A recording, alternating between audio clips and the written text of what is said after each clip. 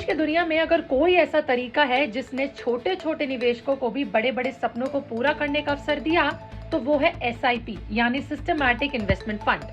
SIP का सबसे बड़ा फायदा ये है कि निवेशक को अनुशासन दिखाता है, बाजार की चाल से प्रभावित नहीं होता और लंबी अवधि में बेहतरीन रिटर्न देने की क्षमता रखता है।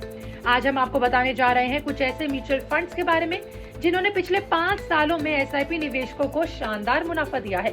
लिस्ट में पहला है Motilal Oswal mid cap fund. देखिए, ये फंड पिछले 5 सालों में 29.38% XIRR रिटर्न देकर शीर्ष पर है। अगर किसी निवेशक ने हर महीने 10,000 रुपए तक एसआईपी किया होता तो आज उसकी रकम करीबन 12.27 लाख रुपए तक हो चुकी होती। मिड कैप कंपनियों में निवेश करने वाला ये फंड निवेशकों को तेजी से आगे बढ़ के स्टॉक में हिस्सा लेने का मौका देता है। इस लिस्ट में दूसरा रहा इंफ्रास्ट्रक्चर फंड, जिसकी रही दमदार परफॉर्मेंस। भारत की अर्थव्यवस्था में इंफ्रास्ट्रक्चर सेक्टर तेजी से बढ़ रहा है और इसका असर फंड्स के प्रदर्शन पर देखने को मिल रहा है। आईसीआईसीआई प्रूडेंशियल इंफ्रास्ट्रक्चर फंड ने 29.33% XIRR रिटर्न दिया, जिससे एसआईपी निवेशक की रकम 12.25 लाख रुपए तक पहुंच गई।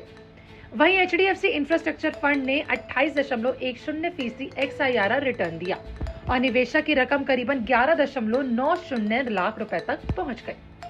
तीसरा है बंधन स्मॉल कैप फंड। देखिए, स्मॉल कैप कंपनियों में निवेश करने वाला ये फंड जोखिम भले ही रखता हो, लेकिन रिटर्न भी तगड़े दिए। पिछले 5 सालों में इसने 27.18% XIRR रिटर्न दिया। हर महीने 10,000 की रकम अगर एसआईपी की होती तो आज 11.65 लाख रुपए तक बन गए होते। इस लिस्ट में चौथा नाम है इन्वेस्टको इंडिया मिड कैप फंड का। इस फंड ने भी निवेशकों को निराश नहीं किया। 5 साल की अवधि में 26.93% XIRR रिटर्न देते हुए इसने एसआईपी निवेशकों की रकम को करीबन 11.58 लाख रुपए तक कर दिया। फिर आते हैं 5 और इंफ्रास्ट्रक्चर फंड्स की दमदार परफॉर्मेंस।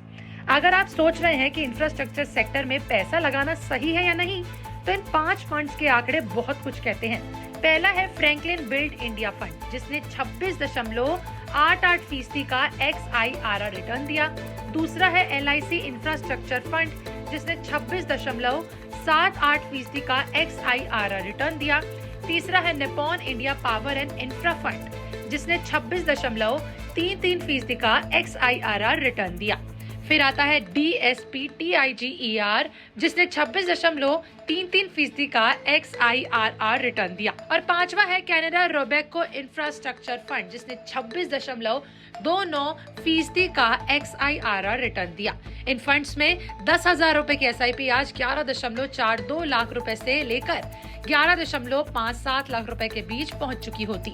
इन आंकड़ों को देखकर आप जरूर उत्साहित होंगे, लेकिन एक निवेशक के लिए सबसे अहम है वो सिर्फ पिछले रिटर्न्स देखकर कोई फैसला ना ले। अपने रिस्क एपेटाइट यानी कि जोखिम झेलने की क्षमता को समझें। अपने इन्वेस्टमेंट हॉरिजन यानी कि कितने समय तक निवेश करना है, इसे ध्यान में रखें। अपने फाइनेंशियल गोल्स यानी लक्ष्यों के आधार पर सही फंड का चुनाव करें।